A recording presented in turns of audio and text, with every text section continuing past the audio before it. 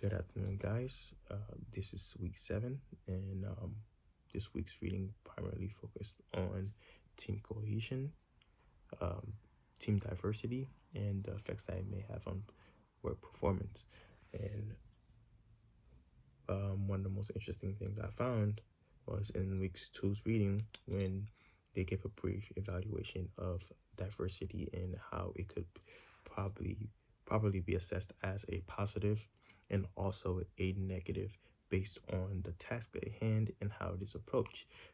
Most people like to view diversity as a strictly um, narrow in one direction perspective, where it could be um, just a good thing or a bad thing, but we have to approach it from different aspects.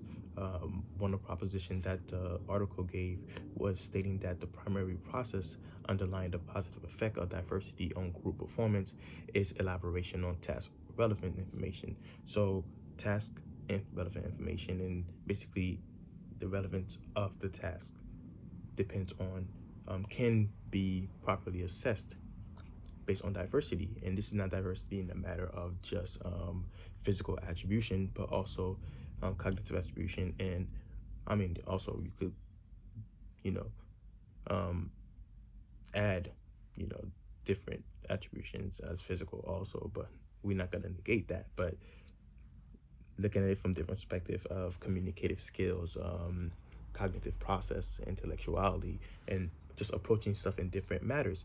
One of the things that they've discovered was actually that groups make outperform other groups. Let's say a diverse group will most likely outperform a a homogeneous group based on in task difficulties based on how much the task varies. So if one group member is more if one group is more diverse, then they could address more tasks because they'll all have different perspective and different backgrounds in it. Um, they also mentioned that um, diversity could be positively influential if you look at a level of intelligence. If the group is full of intelligent intellectuals who are able to comprehend each other, communicate with each other, and see different perspectives, then there'll probably be a positive outcome in performance. But if the group is negatively, let's say, for example, a big chunk of the group is very intelligent and their manner of speech is completely different from the other group, as the lower group is not really academically intellectual or even attentive. You will see a lot of confrontation between that group in that case, where actual performance and acceleration and performance would actually be limited and restricted due to the fact that they would not be focused on performance. They'll most likely be focused on the team going against each other. I do love working on teams. I love destroying my own biases. If anything, most people think that working in teams would be a negative thing because once you work with teams, there's a matter of confrontations. But reality of it is just exposure to more thoughts and more prospect and more aspects of that specific task. So I love working in teams. When they mentioned that what are situations in group that would be positive outcomes? Well, diversity in groups would be positive if we, as mentioned in the article, if we are all excelling in our specific um, attribution. Let's say, for example, I do know that a lot of people in my department are more empathetic.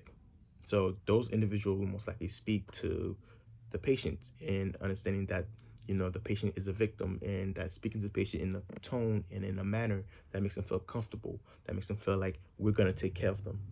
That's very important. But when speaking to adjusters and speaking to lawyers, you have to speak to them in a professional manner that you know what you're doing. I mean, it's the same thing also with the patient, but less passive, more of a passive manner.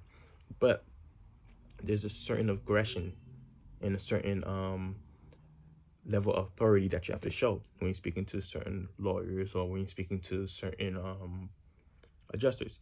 Now, when I say aggression, I don't mean in the sense of, hey, you better pay me, or you better.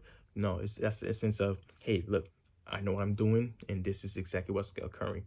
And even though they're making excuses or they want to say this or that, while the patient will be more, oh, I can't do this because my back hurts, and you're more likely to be empathetic and understand, hey, I understand how you feel, but this is the situation, and if you do not get that done, then most likely you will be responsible for this much, or you'll be responsible for that, and it could lead to this kind of conditions.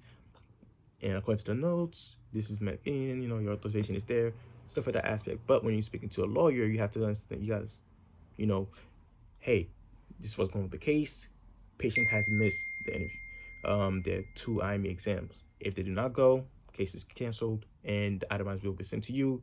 And legally speaking, and so it goes with that. And the contracts with the itemized bills, usually for the patients who have workers' compensation cases, the um, attorneys will provide a letter of protection stating that they will actually be in charge of taking care of every charge that we provide them for the patient, because that's their word.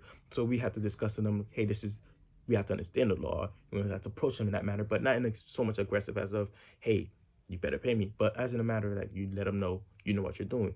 So for some of our members, we see that some, my employees are better at approaching the initial approach, right? Because there's certain times you have to be aggressive with the patient. Also, not once again, not in the sense of he better pay me my money or will send somebody to your door and take your cat or take your dog, but just in the sense of them to understand that at one point, if we're not collecting that or we're not receiving the information that we need, then this is what's gonna happen. The doctor's not gonna be able to see you, or in certain aspect with Horizon Blue Cross Blue Shield, when they apply, they give the check to the patient rather than out of network patient. For out of network providers, they give the check to the patients.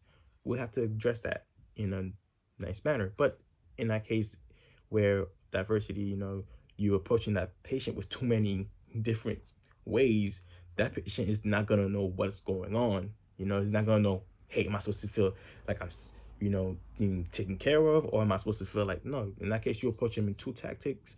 First you apply the passiveness, right, and then you apply the aggression, and then you could retract back to it, or however you want to do it, but you can't just approach him in so many different manners and expect it's gonna work.